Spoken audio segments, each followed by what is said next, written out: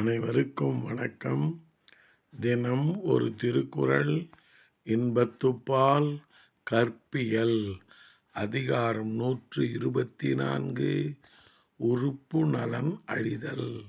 குறள் எண் 1239.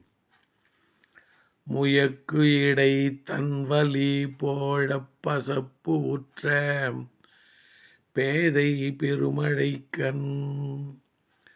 முயக்கு இடை தன்வலி போழப் பசப்பு உற்ற பேதை பெருமழைக்கண்.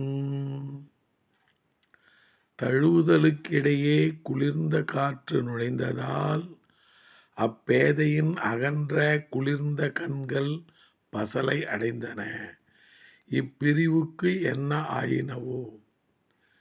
தழுவுதலுக்கிடையே குளிர்ந்த காற்று நுழைந்ததால் அப்பேதையின் அகன்ற குளிர்ந்த கண்கள் பசலை அடைந்தன. இப்பிரிவுக்கு என்ன ஆயினவோ? நன்றி, வணக்கம்.